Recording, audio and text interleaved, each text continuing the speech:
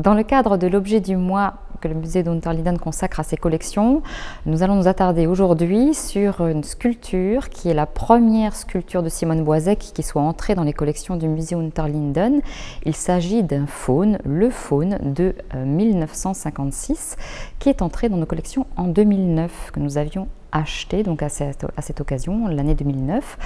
à une période où nous étions en pleine réflexion et préparation d'une importante exposition consacrée à la fois à Simone Boisec et Carl-Jean Longuet, donc l'exposition rétrospective que vous pouvez voir actuellement dans les murs du musée Unterlinden. Alors ce faune a été acheté par le musée Unterlinden en 2009 et il a été suivi d'une importante donation, et aujourd'hui nous avons une quinzaine de sculptures du couple de sculpteurs dans les collections du musée. La plus grande partie de ces œuvres est présentée dans l'exposition actuelle, aux côtés d'un ensemble d'une soixantaine de sculptures du couple. Simone Boisec est née en 1922 à Alger d'un père poète breton et d'une mère originaire de Smyrne qui était musicienne et pianiste. Elle a grandi à Alger, dans la ville d'Alger, et elle a fait des études de philosophie et d'esthétique avec comme sujet de prédilection pour sa licence le mysticisme et la mystique. Et elle est arrivée en fait en France, à Paris en 1945, invitée par André Gide pour écrire un article de presse. Elle était alors journaliste à l'AFP, consacré à Aristide Maillol qui venait de mourir. C'est dans le contexte de sa venue à Paris et de sa rencontre avec Carl-Jean Longuet en 1946 qu'elle s'est consacrée à la sculpture à laquelle elle s'était déjà initiée lorsqu'elle était à Alger lors de cours du soir qu'elle suivait après ses cours de philosophie dans la journée. Elle rencontre donc Carl-Jean Longuet en 1946 et entre finalement pour la première fois dans un atelier d'artiste, dans un atelier de sculpteur, et réalise alors ses premières sculptures qui sont à l'origine des sculptures en terre cuite. Assez rapidement, elle va exposer dans les grandes galeries parisiennes, la galerie de Mai, mais aussi la galerie Jeanne Bucher, et va être reconnue par les sculpteurs de son temps, en particulier Germaine Richier et Étienne Martin, à travers ses sculptures, principalement sa série des soleils qu'elle initie en 1954. Elle va s'inspirer dans ses premières sculptures des sujets qui lui sont chers et qui évoquent sa double origine, son origine algérienne, algéroise, avec des sujets qui évoquent la flore algérienne, des hommes cactus, des femmes cactées, des fruits de cactus. Donc tous ces sujets vont apparaître dans ses premières sculptures, mais également ses origines, à travers son père, ses origines bretonnes, auxquelles elle est très attachée, à travers des représentations liées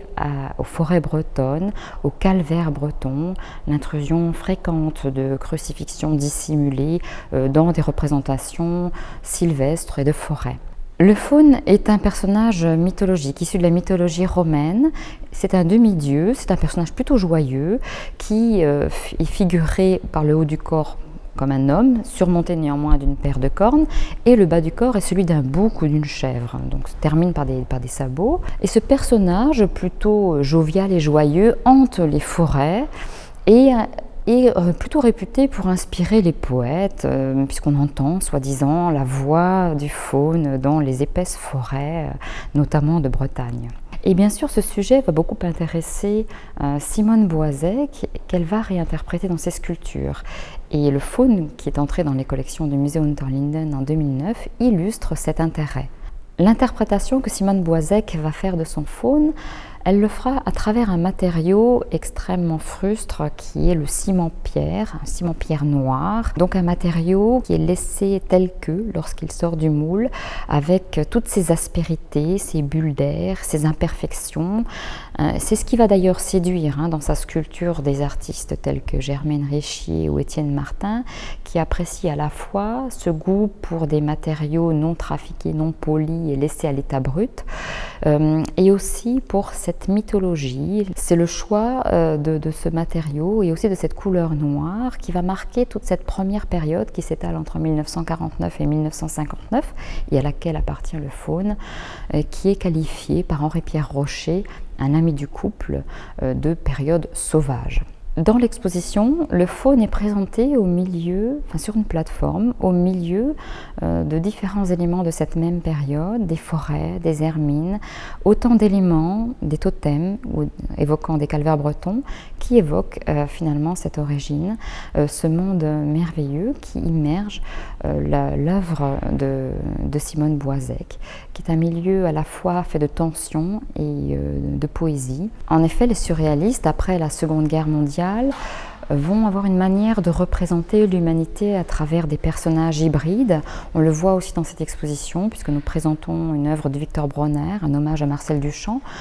où l'humanité est hybridée avec les animaux ou avec les plantes, comme si finalement, après la Seconde Guerre mondiale, il était difficile de reconstruire une identité humaine. Et c'est toute cette tension, ce mélange entre l'animalité et l'humanité de l'homme qui transparaît également à travers ce faune.